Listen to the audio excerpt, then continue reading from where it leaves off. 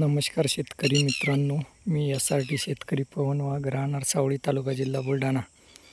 हा SRT तंत्रज्ञानावर घेतलेला फ्लावर प्लॉट आहे मित्रांनो. यामध्ये 4 वर्षापासून कुठल्याच प्रकारची अंतर मशागत केलेली नाही. या नालीमध्ये आपण कोथिंबीर या पिकाची लागवड केली होती. कोथिंबीर बी तुम्हाला दिसत असेल. कोथिंबीर आपण काढलेला आहे आणि हा फ्लावर आपला जबरदस्त डेव्हलप झालेला आहे. बघा मित्रांनो, क्वालिटी गिरणारी. आता अद्यापही याला कुठल्याच प्रकारचं रासायनिक खताचा डोस आपण दिलेला नाही. आता या थोड्या फ्लावरमध्ये आपण लावण्या अगोदर याला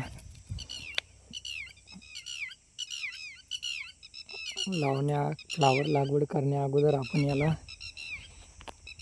बीजनाशकामध्ये ऑक्सिक्लोरोफेन प्रति 15 लिटर पाण्यासाठी 20 ml चा वापर केलेला आहे. त्यानंतर दुसऱ्या ते तिसऱ्या दिवशी आपण फ्लावरची लागवड केली. आता अशी जबरदस्त आपली फ्लावर डेव्हलप झालेली आहे. बघा मित्रांनो, हे तुषार जे लागवड लावलेले होते आपण, हे कोथिंबीरसाठी पण कोथिंबीर आपण दिलेलं आहे.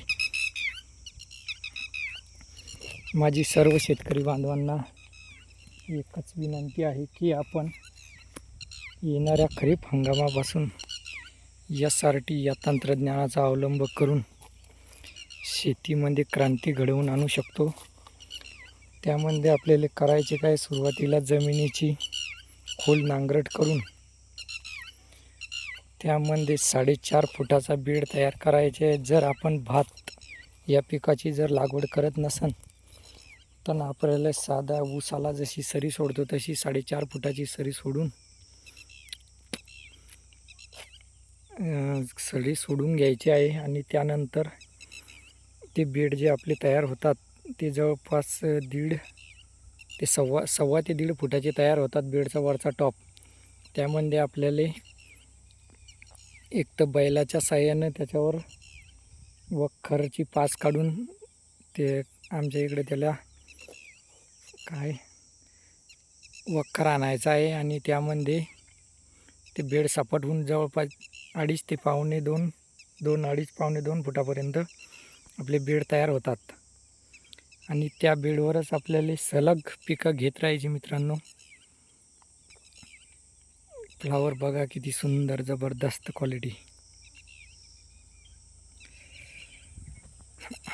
आदरणीय कृषीरत्न कृषीभूषण चंद्रशेखर दादा भडसावळे यांनी शेतकऱ्यांसाठी अतिशय उत्तम अशी SRT या तंत्रज्ञानाचा शोध लावून शेतकऱ्यांना चांगले दिवस आणलेले मित्रांनो.